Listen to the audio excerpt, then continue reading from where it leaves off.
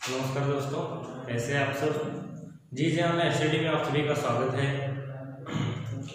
तो आज हम आपके लिए लाए हैं कक्षा 12 जीव विज्ञान अध्याय 3 मानव जन्म का भाग 1 आपको बताया जाएगा। हमने अध्याय 1 और अध्याय 2 आपको बताया। हम उम्मीद करते हैं आपको समझ में आया होगा। आज आपको अध्याय 3 मानव जन्म के बारे में बताया जाएगा। मानव जन्म की जो प्रक्रिया है यह लैंगिक जन्म की क्रिया द्वारा पूर्ण होती है। अब लैंगिक जन्म की क्रिया में जो कार्य होते हैं वे सारे कार्य आपको स्टेप बाय स्टेप आपको बताए जाएंगे। सबसे पहले हम देखते हैं किस तरीके से लैंगिक जन्म की क्रिया होती है। तो आपको पहले बताया गया है कि मानव में लैंगिक जन्म किसके द्वारा होता है, नर युग्मक और मादा युग्मक। यानी कोई भी किसी भी जीव में लैंगिक जन्म की क्रिया होती है किसके द्वारा, नर युग्मक और मादा युग्मक के द्वारा। हम देखेंगे लैंगिक जन्म में लैंगिक जन्म, ठीक। अब लैंगिक जन्म में जैसा कि आपको बताया गया है जो युग्मक बनते हैं नर युग्मक और मादा युग्मक बनेंगे। नर युग्मक जो होता है नर से प्राप्त होता है यानी पुरुष से, ठीक। नर युग्मक और मादा युग्मक। इन लैंगिक जन्म क्रिया में नर युग्मक और मादा युग्मक की आवश्यकता होती है और ये दोनों युग्मक आपस में मिलकर के किसका निर्माण करते हैं, युग्मनज का निर्माण करते हैं। और तब यह जब युग्मनज बन जाता है, युग्मनज किसका निर्माण करता है, भ्रूण का। और भ्रूण किसका निर्माण करेगा, युग्मनज भ्रूण बनाता है और यही भ्रूण आगे चल करके नवजात संतान उत्पन्न करता है या नया संतान बनाता है, ठीक है, नया संतान। तो इस प्रक्रिया से नर युग्मक और मादा युग्मक आपस में संलयित होकर के यानी मिल करके या संलयित होकर के युग्मनज बनाते हैं जिसे जायगोट कहा जाता है। अब यही युग्मनज भ्रूण का निर्माण करता है। अब यही भ्रूण नए संतान का निर्माण करता है, ठीक। इतना समझ में आया। तो आगे जैसे नर युग्मक जो होते हैं वो नर से ये लिख सकते हैं नर या पुरुष, ठीक है, पुरुष से प्राप्त होते हैं। और जो मादा युग्मक होता है वो स्त्री, मादा या स्त्री से, ठीक। नर युग्मक नर से प्राप्त होता है और मादा युग्मक मादे से प्राप्त होता है। अब इसमें देखा जाता है कि नर युग्मक जो प्राप्त होते हैं, नर युग्मक में क्या होता है, नर युग्मक में जो जननी कोशिकाएं पाई जाती हैं, रिप्रोडक्टिव सेल्स, जननी कोशिकाएं जो होती हैं उन कोशिकाओं में जहां से बताया गया जो नर में क्या होता है, जहां युग्मनज नर युग्मक का निर्माण होता है उन कोशिकाओं में अर्धसूत्री विभाजन की क्रिया के द्वारा नर युग्मक बनते हैं। अब अर्धसूत्री विभाजन क्या होता है यह भी हम आपको बता देते हैं। जैसे किसी भी मनुष्य में, ठीक है, चाहे वो नर हो चाहे मादा हो, उसमें गुणसूत्रों की संख्या कितनी होती है, 46 होती है। अब नर में भी 46 और मादा में भी 46। अगर 46 गुणसूत्र अगर इसमें आ जाएंगे तो इनके द्वारा बनी हुई संतानों में गुणसूत्रों की संख्या कितनी हो जाएंगी, 46 दूनी 92। तो किसी मनुष्य में ऐसा तो होता नहीं है कि सिर्फ 92 गुणसूत्र पाए गए, सब में 46 गुणसूत्र पाए जाते हैं। इसीलिए इन गुणसूत्रों में क्या होता है, अर्धसूत्री विभाजन होता है। जो ये कोशिकाएं होती हैं इनमें अर्धसूत्री विभाजन होता है। अर्धसूत्री विभाजन की क्रिया के द्वारा 23 गुणसूत्र इसमें और 23 इसमें, फिर 23 इसमें पाए जाते हैं और 23 इसमें। तो हमको सिर्फ आवश्यकता है आधे की, तो हम इसको हटा देते हैं, ठीक है। आधे गुणसूत्र आएगा इसमें, आधी कोशिकाएं आएंगे, आधी कोशिकाओं में कितने गुणसूत्र पाए जाएंगे, 23 जोड़ी, 23 गुणसूत्र, 23 सिर्फ 23 जोड़ी नहीं होंगे, 23 गुणसूत्र पाए जाएंगे। 23 इसके और 23 इसके दोनों गुणसूत्र जो मिल करके युग्मनज में 46 गुणसूत्र पाए जाते हैं जो अपने जनकों के समान होते हैं, ठीक। इतनी बात समझ में आई। यही प्रक्रिया इसको हम पहले भी बताया गया पहले अध्याय में। तो अब एक चीजें जान लेनी आवश्यक होती है, जो नर होते हैं यानी पुरुष उनका 23 गुणसूत्र, नर युग्मक बनाता है, और जो मादा होती है यानी स्त्री होती है उसमें से 23 जो गुणसूत्र होते हैं वो मादा युग्मक में पाए जाते हैं, और दोनों युग्मक आपस में जब संलयित होते हैं युग्मनज बनाते हैं, वही उस युग्मनज में 46 गुणसूत्र पाया जाता है, यानी एक पूर्ण मनुष्य में जितने गुणसूत्र पाए जाते हैं उतना गुणसूत्र इसमें इस युग्मनज में पाया जाएगा, तब यह युग्मनज किसका निर्माण करेगा, एक भ्रूण का निर्माण करेगा, और भ्रूण के बाद नया संतान बनेगा। तो इस तरीके से हम किसके बारे में अध्ययन करेंगे, लैंगिक जनन के बारे में अध्ययन करेंगे। तो आपको लैंगिक जनन बता रहे हैं। लैंगिक जनन में आगे की जो घटनाएं हैं उसको हमने 3 भागों में विभाजित किया हुआ है, ठीक है। कितने भागों में, 3 भागों, और वे 3 भाग क्या क्या है हम पहले उसको देख लेते हैं। जो पहला भाग है उसे कहते हैं निषेचन पूर्व घटना, यानी वह घटना जो निषेचन से पहले होती है। निषेचन कब होता है, जब युग्मनज बनता है, क्या है निषेचन, निषेचन की क्रिया द्वारा युग्मनज का निर्माण हुआ, लेकिन निषेचन से पहले, ठीक है। निषेचन पूर्व घटना में क्या होता है, नर युग्मकों का निर्माण होता है, यानी नर से नर युग्मक और मादा से मादा युग्मक क्रिया को क्या कहते हैं, निषेचन पूर्व घटना कहा जाता है। पहला जो होगा निषेचन पूर्व घटना, ठीक है। निषेचन पूर्व घटना को इंग्लिश में कहते हैं pre fertilization event.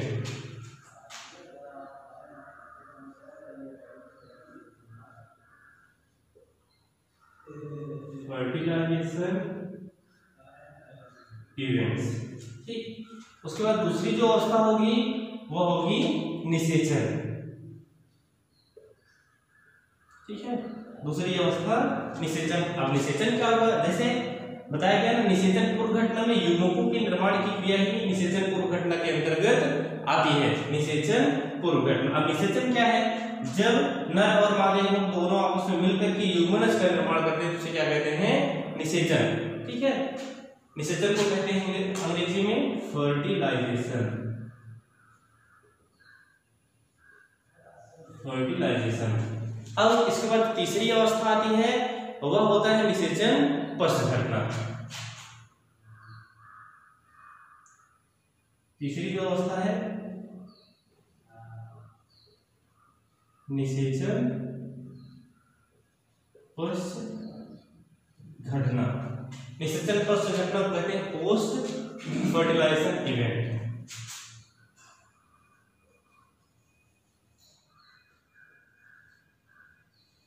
Post fertilization events, ठीक। अब ये तीनों अवस्थाएं हुई, ठीक है। हमने बताया निषेचन पूर्व घटना क्या है, निषेचन क्या है, निषेचन पश्च घटना। निषेचन पश्च घटना यानी ये निषेचन हो गया, निषेचन की क्रिया द्वारा युग्मनज का निर्माण होता है, यानी ये निषेचन की क्रिया हो गई, ये निषेचन पूर्व घटना हो गई, ठीक है। अब ये निषेचन पश्च घटना, यानी भ्रूण से नए संतान की उत्पत्ति तक की क्रिया क्या कहलाती है, निषेचन पश्च घटना, ठीक है।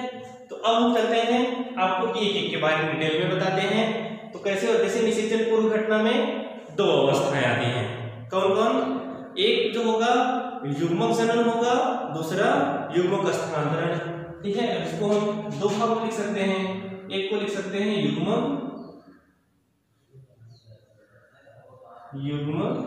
जनन और दूसरा होगा युग्मक स्थानांतरण, ठीक है। युग्मक जनन 2 अवस्थाओं में होता है, किसमें किसमें, युग्मक जनन और युग्मक स्थानांतरण। अब युग्मक जनन क्या है, अब हम आपको डिटेल में बताएंगे। जैसे अब युग्मक जनन यानी युग्मक जनन वह प्रक्रिया होती है जिसमें युग्मक का निर्माण हो, ठीक है। युग्मक जनन जो होता है जिसमें युग्मक का निर्माण हो उसे युग्मक जनन कहा जाता है। अब युग्मक स्थानांतरण जो होता है यानी युग्मक का निर्माण के बाद कहां पर स्थानांतरित हो जाना, कहां, मादा जनन पथ पर, ठीक है। मादा जनन पथ पर युग्मक का स्थानांतरण हो जाना ही युग्मक स्थानांतरण कहलाता है। युग्मक जनन युग्मकों के निर्माण की क्रिया, जैसे मादा से मादा युग्मक, नर से नर युग्मक का निर्माण होना युग्मक जनन कहलाता है। अब युग्मक जनन जो होता है 2 अवस्थाओं में होता है, ठीक है। तो हम फिर से इसे मिटाते हैं, उसके बाद बताते हैं। जो अब युग्मक जनन के बारे में बताना है, ठीक है। युग्मक जनन 2 तरीके से होता है। पहला होगा शुक्र जनन, हमने बताया, यानी युग्मक जनन वह प्रक्रिया है जिससे युग्मक का निर्माण होता है, उसे क्या कहते हैं, युग्मक जनन कहा जाता है। और युग्मक जनन को दो भागों में बांटा गया, या युग्मक जनन दो तरीके से होता है। पहला होता है शुक्राणु जनन, शुक्राणु जनन जिसे अंग्रेजी में स्पर्मेटोजेनेसिस कहा जाता है। क्या कहते हैं, स्पर्मेटोजेनेसिस,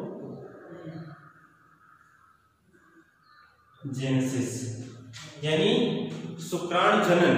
शुक्राणु जनन मतलब नर युग्मक का निर्माण। किसका निर्माण होगा, नर युग्मक का। जो दूसरा जो होगा वो होगा अंडाणु जनन, अंडाणु जनन। जैसे अब बताया गया, निषेचन पूर्व घटना में युग्मक जनन आपको बताया जा रहा है, यानी पुरुषों में, ठीक है, नर में या पुरुष में शुक्राणुओं के निर्माण की क्रिया को क्या कहते हैं, शुक्र जनन कहा जाता है। अब देखेंगे, यानी नर युग्मक बनेगा, ठीक है, शुक्राणु जनन की क्रिया के द्वारा नर युग्मक बनेगा। और नर युग्मक कहाँ बनता है, आपको बताया गया, किसमें बनेगा, नर में। क्या बनता है, नर युग्मक क्या कहलाता है, शुक्राणु कहलाता है, या जिसे हम स्पर्म कहते हैं, ठीक है। शुक्राणु यानी युग्मक जनन की क्रिया द्वारा दो युग्मक जनन को दो भागों में बांटा गया। किसमें शुक्राणु जनन और अंडाणु जनन। शुक्राणु जनन को स्पर्मेटोजेनेसिस कहा जाता है। स्पर्मेटोजेनेसिस की क्रिया के द्वारा, यानी शुक्राणु जनन की क्रिया के द्वारा नर युग्मक यानी शुक्राणु या स्पर्म का निर्माण होता है। क्लियर। अब हम बताते हैं अंडाणु जनन ना, जिसे क्या कहते हैं इंग्लिश में ओवजेनेसिस, ठीक है, ओवजेनेसिस कहा जाता है। यानी यह प्रक्रिया किसमें होती है, मादा में होती है, यानी स्त्री में होती है। इसे क्या कहेंगे हम, मादा युग्मक कहेंगे ना, मादा युग्मक कहेंगे। मादा युग्मक में किसका निर्माण होता है, अंडाणु का। अंडाणु का निर्माण होता है। अंडाणु को क्या कहते हैं, ओवम कहा जाता है, ठीक है, ओवम कहेंगे। आपको क्लियर हुआ इतना, यानी युग्मक जनन की क्रिया के द्वारा शुक्राणु जनन और अंडाणु जनन। शुक्राणु जनन में नर युग्मक शुक्राणु या स्पर्म का निर्माण करता है। अंडाणु जनन में मादा युग्मक बनता है, या इसे अंडाणु कहते हैं या ओवम कहा जाता है, ठीक है। तो हम अब इसी स्टेप में अब किसके बारे में बताएंगे, सबसे पहले आपको शुक्राणु जनन के बारे में, ठीक है। शुक्राणु जनन क्या है, पहली हेडिंग में अगला जो आपको बताया जाएगा वो शुक्राणु जनन। एक स्टेप, एक भाग छोड़ा जा रहा है, वो आपको आगे बताएं। पहले हम एक चीज के बारे में पढ़ लेते हैं, नर के भाग के बारे में, ठीक है। पहले हम नर भाग के बारे में पढ़ लेते हैं, फिर आपको हम मादा भाग के बारे में बताते हैं। तो अभी हमने बताया निषेचन पूर्व घटना में दो घटनाएं होती हैं, ठीक है। निषेचन तीन प्रकार से होता है, तीन भागों में निषेचन को बांटा गया है, निषेचन पूर्व घटना, निषेचन और निषेचन पश्च घटना। तो पहले हम निषेचन पूर्व घटना के बारे में पढ़ रहे हैं। निषेचन पूर्व घटना में पहली जो घटना होती है युग्मक जनन और युग्मक स्थानांतरण। युग्मक जनन में हम आपको बताते हैं, युग्मक जनन में आपको बताया कि दो तरीके से होता है, एक होता है शुक्राणु जनन, दूसरा अंडाणु जनन। अब हम किसके बारे में बताएंगे, शुक्राणु जनन के बारे में बताएंगे। शुक्राणु जनन यानी शुक्राणुओं के निर्माण की क्रिया को ही क्या कहते हैं, शुक्राणु जनन कहा जाता है। और यह कहाँ होता है, नर में, यानी नर युग्मक से होता है। शुक्राणु जनन में नर युग्मक शुक्राणुओं का निर्माण करते हैं। अब बना ना, यही नर युग्मक यानी शुक्राणु जनन की क्रिया के द्वारा नर युग्मक शुक्राणुओं का निर्माण करता है। अब हम आपको बताएं यही है इसमें। अब हम यह देखेंगे कि किस तरीके से, ठीक, जैसे शुक्राणु जनन बताया गया, अब आपको यह बता दिया जाए कि कहां पर नर युग्मक का निर्माण होता है। यानी हम पहले किसका अध्ययन करेंगे, उन संरचनाओं को पढ़ेंगे जिसमें शुक्राणु जनन या लैंगिक जनन में कार्य करते हैं, ठीक है। यानी जो शुक्राणु हैं वो कहाँ बनते हैं, किस तरीके से लैंगिक जनन में भाग लेते हैं, ठीक है। या हम कह सकते हैं इसमें शुक्राणु जनन या लैंगिक जनन में कार्य करते हैं। यानी हम पहले उन संरचनाओं के बारे में अध्ययन करते हैं जो लैंगिक जनन या शुक्राणु जनन में कार्य करते हैं, ठीक, एक भाषा में। तो हम हेडिंग अगली बना लेंगे इसमें, नर जनन तंत्र।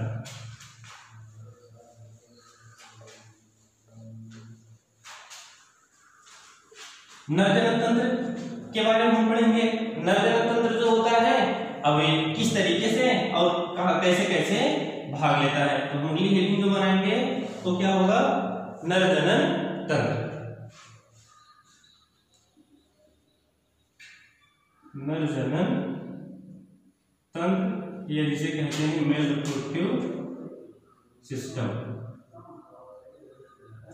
मेल रिप्रोडक्टिव सिस्टम, ठीक है, नरजनन तंत्र या मेल रिप्रोडक्टिव सिस्टम। अब हम इसके द्वारा यानी इसके द्वारा नरजनन तंत्र का अध्ययन करेंगे।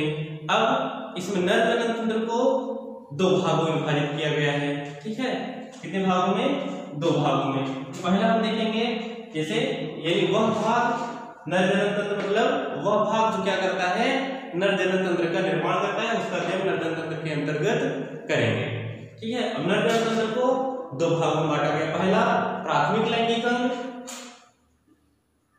प्राथमिक लैंगिक अंग जिसे हम कहते हैं अंग्रेजी में primary sex organ, primary sex organ, ठीक है, प्राथमिक लैंगिक अंग या प्राइमरी सेक्स ऑर्गन। और जो दूसरा होगा सहायक लैंगिक अंग या द्वितीयक लैंगिक अंग, ठीक है, दूसरा सहायक या द्वितीयक लैंगिक अंग, जिसे इंग्लिश में एक्सेसरी या सेकेंडरी सेक्स ऑर्गन कहा जाता है। एक्सेसरी और सेकेंडरी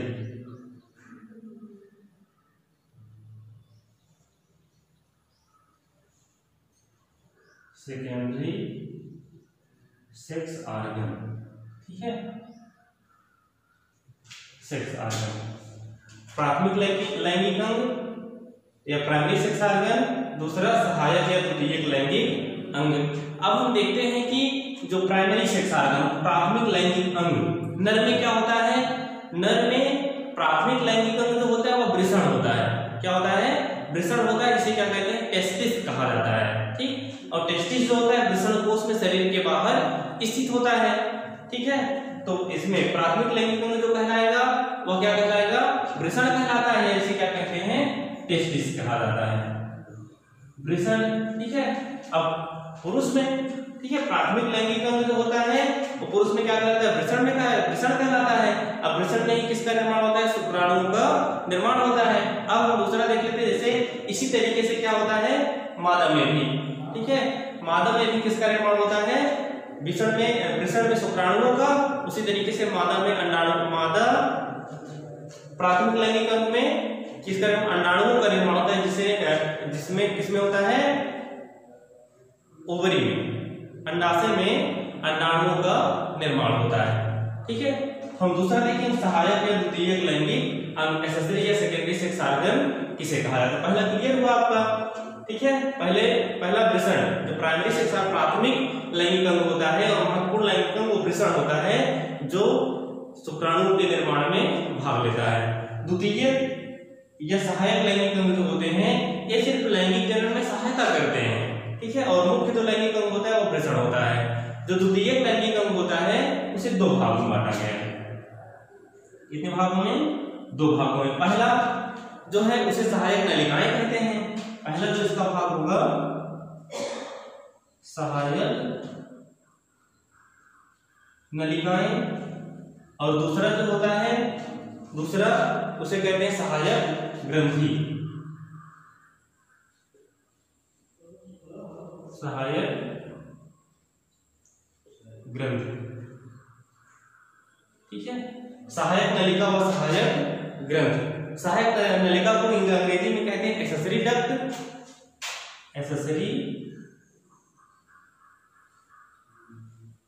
एक्सेसरी डक्ट, और इसको कहते हैं एक्सेसरी ग्लैंड,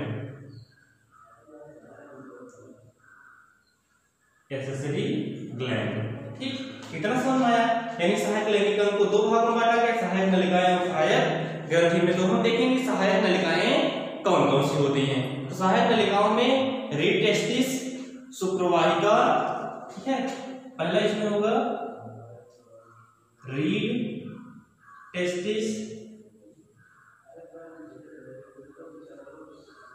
रीड टेस्टिस,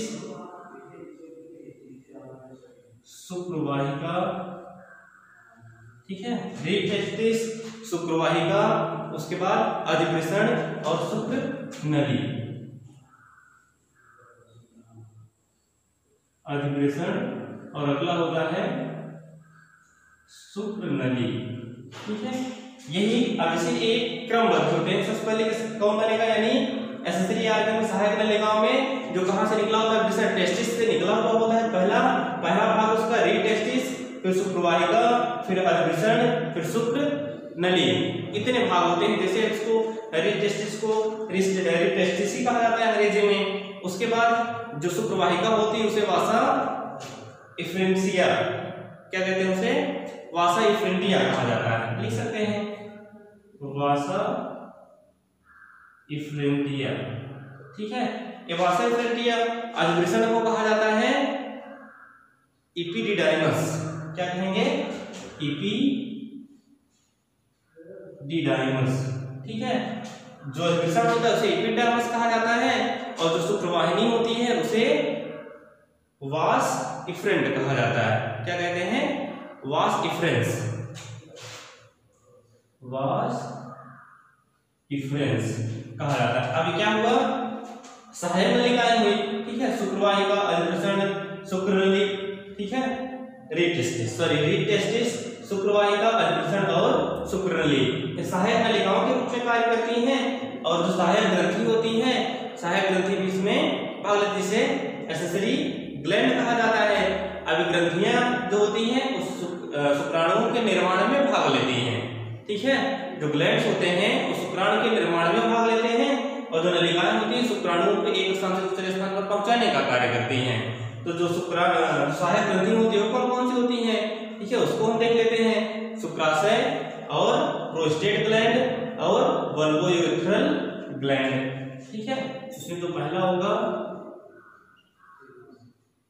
शुक्राशय, ठीक है, शुक्राशय होगा।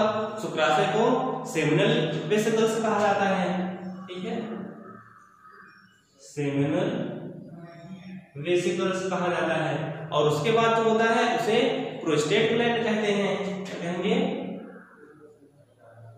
प्रोस्टेट ग्रंथ, प्रोस्टेट ग्रंथ, ठीक है, प्रोस्टेट ग्रंथ या प्रोस्टेट ग्लैंड कहते हैं अंग्रेजी में, प्रोस्टेट ग्लैंड कहेंगे। जो अगला होगा तीसरा होगा उसे क्या कहते हैं, बल्बोयूरेथ्रल ग्रंथि, बल्बोयूरेथ्रल ग्रंथि या काउपर ग्लैंड कहा जाता है, ठीक। इतनी बात समझ में आई। इसे आपको बताया गया जो नर जनन तंत्र होता है, ठीक है। इससे पहले आपको बताया गया निषेचन पूर्व घटना, फिर से एक बार देख लेते हैं। निषेचन पूर्व घटना, निषेचन, उसके बाद निषेचन पश्च घटना। निषेचन पूर्व घटना में दो अवस्थाएं होती है, कौन कौन सी, युग्मक जनन और युग्मक स्थानांतरण। युग्मक जनन जो होता है उसे दो भागों में बांटा गया, किसमें किसमें, शुक्राणु जनन और अंडाणु जनन, ठीक है। शुक्राणुओं के निर्माण की क्रिया को शुक्राणु जनन, अंडाणुओं के निर्माण की क्रिया को अंडाणु जनन कहा जाता है। अब हम किसके बारे में अध्ययन करें, शुक्राणु जनन। अब शुक्राणु जनन होता कहाँ है, अब वो आपको बताया जा रहा है, जो नर जनन तंत्र कहलाता है। नर जनन तंत्र को दो भागों में बांटा गया, प्राथमिक लैंगिक अंग और सहायक या द्वितीयक लैंगिक अंग।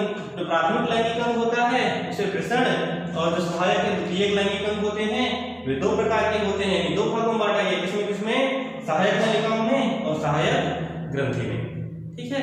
इसके बाद हम किसके बारे में, अब आपको वृषण के बारे में हम डिटेल में बताते हैं। तो हम आपको इसके बारे में, वृषण के बारे में डिटेल में बताते हैं कि वृषण की संरचना किस तरीके से होती है और किस तरीके से वृषण कार्य करता है।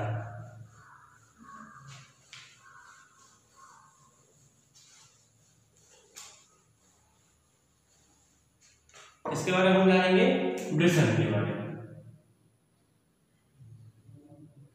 वृषण जिसे टेस्टिस कहते हैं, ठीक है, जो मनुष्य में एक जोड़ी पाया जाता है। वृषण मनुष्य में कितना पाया जाता है? एक जोड़ी पाया जाता है।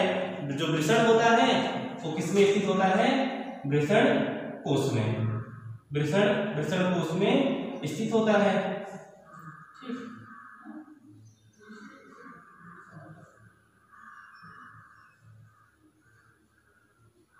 यह एक जोड़ी होता है और वृषण कोश में स्थित होता है। हम इसे क्या कह सकते हैं? वृषण कोश। वृषण कोश कहते हैं। अब ये वृषण टेस्टिस है, ठीक है, वृषण कोश में स्थित होता है। तो अब हम आपको एक वृषण के बारे में बताते हैं। किसके बारे में? एक वृषण के बारे में आपको बताते हैं, ठीक है।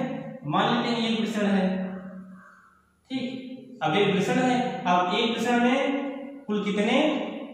250, यानी प्रत्येक वृषण में 250 कंपार्टमेंट पाए जाते हैं। अब उस 250 में से हम यहाँ आपको 4 से बनाकर दिखा देते हैं, ठीक है। वृषण कोश में 250 कंपार्टमेंट इस तरह से पाए जाते हैं। अब ये जो वृषण का कंपार्टमेंट होता है, अब इसमें 1 से 3 अभी क्या है? वृषण कोश है, ठीक है। क्या हम कह सकते हैं इसे? वृषणीय पिंडक ना, इसका नाम क्या है? वृषणीय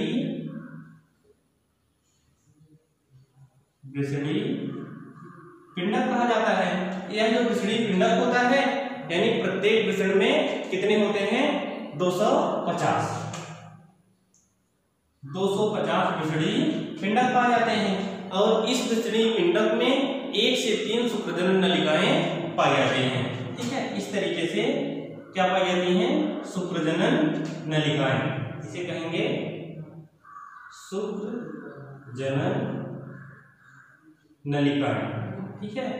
ये कितनी होती है? 1 से 3, ठीक है। 1 से 3, 2 हुआ 3, ठीक है। इस तरीके से क्या होते हैं? 1 से 3 क्या पाए जाते हैं? सुप्रजनन नलिकाएं पाई जाती हैं। अब हम किसी एक सुप्रजनन नलिका को अगर काट करके देखते हैं, सेक्शन काट करके, जैसे कोई भी सुप्रजनन नलिका है, अगर हम उसको इस तरीके से काट करके अलग कर देंगे तो किस तरीके से दिखाई देती है? यही है नलिका। अब इस नलिका को हमने बाहर कर दिया, ठीक है। नलिका को हमने बाहर किया इस तरीके से। अब इस नलिका को बाहर करके इसका हमने क्या कर दिया? सेक्शन काट दिए ना। सेक्शन काटने के बाद जब किसी चीज का सेक्शन काटा जाता है इस तरीके से है, इसको हम इस तरीके से काट देंगे 2 जगह से। काटने के बाद हम इधर से देखेंगे, इसकी आकृति जो होगी इस तरीके से दिखाई देगी, एक गोलाकार संरचना दिखाई देगी, ठीक है। इस तरीके से गोलाकार संरचना दिखाई देगी। अब इस गोलाकार संरचना में 2 तरह की कोशिकाएं होती हैं, ठीक है। और जो बहुत महत्वपूर्ण होती है, बहुत सारे कॉम्पिटिटिव एग्जाम में पूछे भी जाते हैं। एक को हम गोलाकार दिखा देते हैं, एक कोशिका को, और एक कोशिका को हम प्लस के आकार का दिखा देते हैं, ठीक है, इस तरीके से। अब एक जो गोलाकार कोशिका होती है उसे हम मान लेते हैं क्या है? सुप्रजन कोशिका। इसे हम क्या कहेंगे? सुप्रजन कोशिका कहा जाता है। और जो दूसरी होती है इसे हम सर्टोली कोशिका कहते हैं। क्या कहते हैं? सर्टोली कोशिका। एक होगी सुप्रजन कोशिका, दूसरी होगी सर्टोली कोशिका, ठीक है। अब इसमें जो सुप्रजन कोशिकाएं पाई जाती हैं, अब इन सुप्रजन कोशिकाओं से नर युग्मक यानी शुक्राणुओं का निर्माण होता है, यानी यही सुप्रजन कोशिकाएं नर युग्मक का निर्माण करती हैं, ठीक है। और जो दूसरा होता है सर्टोली कोशिकाएं, सर्टोली कोशिका जो होती है नर युग्मक को पोषण प्रदान करने का कार्य करती है। यानी इसमें एक वृषणीय पिंडक में हमने किसको दिखाया? एक सुप्रजन नलिका को, एक सुप्रजन नलिका का सेक्शन काट कर दिखाया जिसमें 2 भाग पाए जाते हैं, एक सुप्रजन कोशिका, दूसरी सर्टोली कोशिका। अब यही सुप्रजन कोशिका होती है यह शुक्राणुओं का निर्माण करती है, ठीक है। और जो दूसरी सर्टोली कोशिकाएं होती हैं, ये बन रहे शुक्राणुओं को क्या करती हैं, पोषण प्रदान करने का कार्य करती हैं, ठीक है। एक चीज और इसमें पाया जाता है, जैसे जो इसके बीच बीच में खाली स्थान होते हैं, ठीक है, जो इसके बीच में यानी शुक्रजन नलिकाओं के बीच बीच में जो खाली स्थान होते हैं उसे अंतराली कोशिका या उसमें अंतराली कोशिका या लीडिंग कोशिका पाई जाती है। इसे हम क्या कहेंगे, अंतराली कोशिका, अंतराली कोशिका कहेंगे या लीडिंग सेल कहेंगे, क्या कहेंगे, लीडिंग कोशिका, लीडिंग कोशिका, अंतराली कोशिका या लीडिंग कोशिका कहते हैं, ठीक है। अब यह जब अंतराली कोशिका या लीडिंग कोशिका पाई जाती है, वह नर में हार्मोन्स यानी हार्मोन्स का श्रावण, यानी किस हार्मोन्स का, नर हार्मोन्स यानी टेस्टोस्टेरोन एवं एस्ट्रोजन हार्मोन्स का निर्माण करती है। जो अंतराली कोशिकाएं होती हैं ये नर में टेस्टोस्टेरोन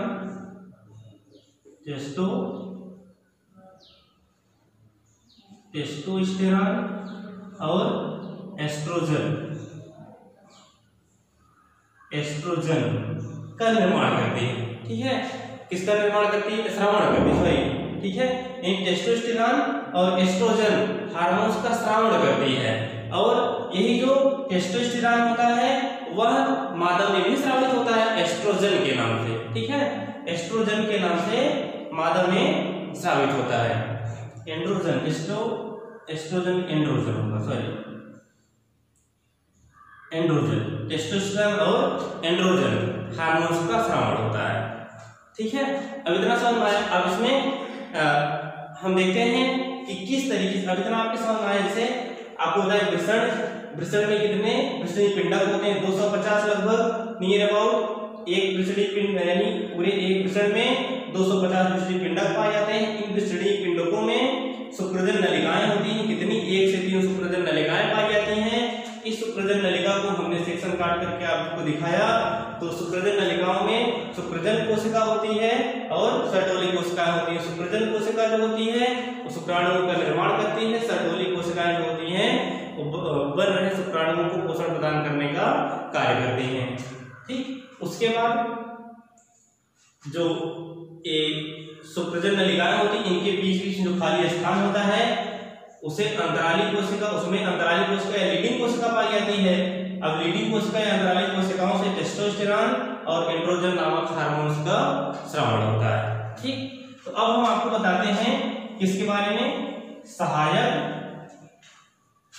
अंग के बारे में, ठीक है। ये सब क्या थी, सहायक ग्रंथियां थी, ठीक है। वृषण में सहायक ग्रंथियां पाई जाती। अब हम सहायक अंग के बारे में, सहायक नलिकाओं के बारे में, सहायक नलिका या सहायक अंग जो होते हैं उनके बारे में बताते हैं किस तरीके से सहायक अंगों के माध्यम से शुक्राणु जो होते हैं वो बाहर तक पहुंचते हैं, ठीक है। यानी सहायक नलिकाओं का कार्य क्या होता है, ठीक है। अब जो सहायक नलिकाएं होती हैं वृषण में बने हुए नर युग्मकों को, ठीक है, वृषण में जो सहायक नलिकाएं होती हैं वो बने हुए नर युग्मकों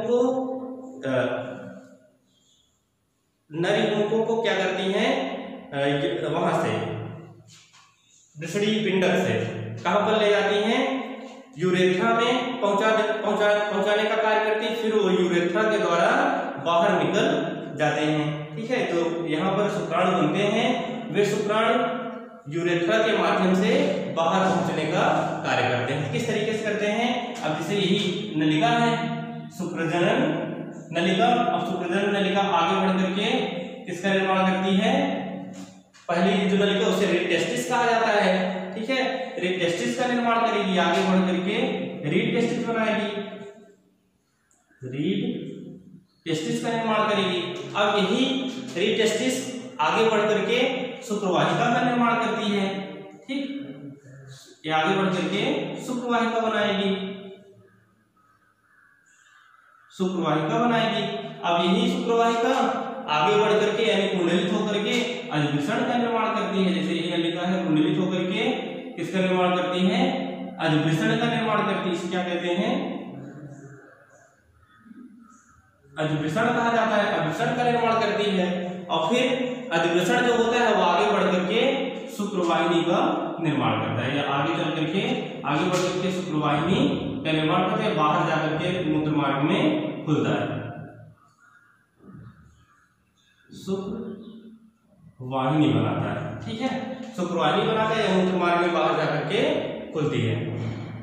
ठीक है, तो इस तरीके से आपको बताया गया वृषण के बारे में। ठीक है, जो पूरी संरचना रही वृषण की उसके बारे में आपको बताया गया। इस सारी संरचनाओं को आप याद कर लेंगे, जो कि बहुत ही महत्वपूर्ण है। ठीक है,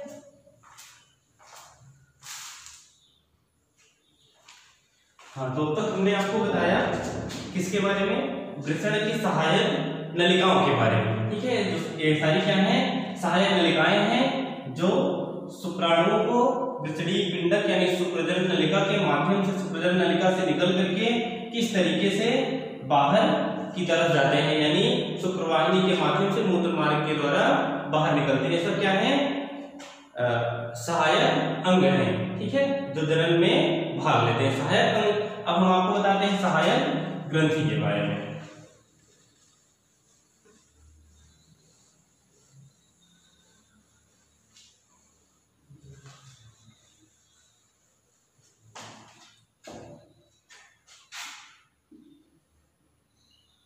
सहायक ग्रंथ, सहायक ग्रंथ। ठीक है, जिसे एक्सेसरी ग्लैंड भी कहा जाता है सहायक ग्रंथि को। सहायक ग्रंथि आपको बताई गई कितनी, 3। कौन कौन सी, पहली जो सहायक ग्रंथि होती है उसे कहते हैं शुक्राशय। क्या कहते हैं, शुक्राशय कहा जाता है। Seminal vesicles, seminal vesicles. ठीक है, सेमिनल वेसिकल्स होता है, शुक्राशय से कहा जाता है। अब जो शुक्राशय होता है एक ऐसी ग्रंथि है, शुक्राशय एक ऐसी ग्रंथि है जो एक तरल का स्राव करती है। किसका स्राव करती है, एक ऐसे, शुक्राशय जो होता है यानी एक ऐसे तरल का स्राव करता है जो वीर्य का अधिकांश भाग बनाता है। यानी शुक्राशय ऐसे पदार्थ का यानी ऐसे तरल का स्राव करती है जो वीर्य का अधिकांश भाग बनाता है। अब वो तरल क्या है, जैसे अब उस तरल से क्या होता है, वीर्य का अधिकांश भाग बनता है। अब वह तरल मुख्यतः क्या होता है, फ्रक्टोज, फ्रक्टोज, फ्रक्टोज प्रोटीन। ठीक है, फ्रक्टोज हुआ, प्रोटीन हुआ और प्रोस्टाग्लैंडिस। ठीक है, फ्रक्टोज, प्रोटीन और प्रोस्टाग्लैंडिस, प्रोस्टाग्लैंडिस। ठीक है, इन सब का क्या करती है, श्रवण करती है। शुक्राशय जो होता है यह तरल पदार्थ का श्रवण करता है जो वीर्य का अधिकांश भाग बनाता है, और ये मुख्यतः क्या होते हैं, फ्रक्टोज, प्रोटीन और प्रोस्टाग्लैंडिस होते हैं। ठीक है, और अब जो दूसरी ग्रंथि होती है, ठीक है, दूसरी ग्रंथि जो होती है उसे कहते हैं प्रोस्टेट ग्रंथ, प्रोस्टेट ग्रंथ। ठीक है, प्रोस्टेट ग्रंथ।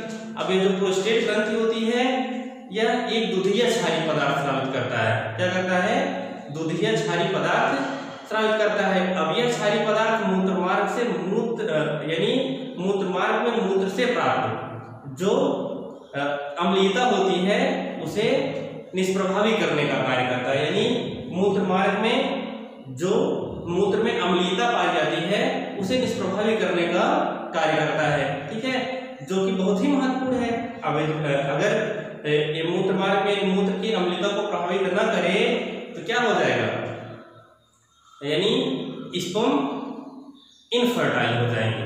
ठीक है, उनमें फर्टिलाइजेशन की क्षमता नहीं होगी। यानी यह जो होता है प्रोस्टेट ग्रंथि जो होती है वह मूत्र मार्ग में स्थित होता है और मूत्र से प्राप्त जो अम्लीयता, मूत्र में जो अम्लीयता होती है उसे नष्ट करने यानी निष्प्रभावी करने का कार्य करती है। ठीक है, जिससे स्पर्म इनफर्टाइल होने से बच जाते हैं। ठीक, जो अगला होगा तीसरा, वो कहलाता है, तीसरा जो होगा उसे कहते हैं वल्वो यूरेथ्रल ग्रंथ, वल्वो यूरेथ्रल ग्रंथि, ठीक है। बल्बोयूरेथ्रल ग्रंथि जो होती है यह भी एक तरल का स्राव करती है, ठीक है। जो लुब्रिकेशन यानी स्नेहन जिसे कहा जाता है, चिपचिपाहट ना, चिपचिपापन कह सकते हैं, चिपचिपाहट कह सकते हैं, यानी यह जो बल्बोयूरेथ्रल ग्रंथि होती है यह जिस तरल का स्राव करती है वह चिपचिपाहट को बनाए रखने का कार्य करती है, ठीक है।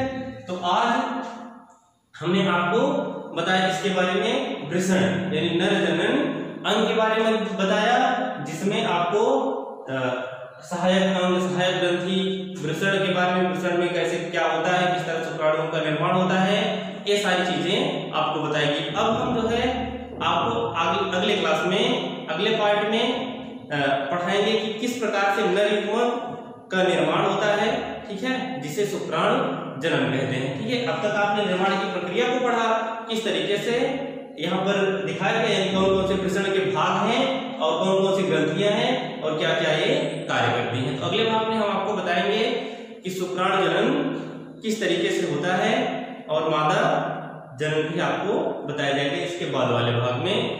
तो तब तक के लिए जो है धन्यवाद। आप सभी लोग जो है चैनल को सब्सक्राइब करें ताकि जितनी भी वीडियो बने वो आप तक सबसे पहले पहुंच सके, ठीक है।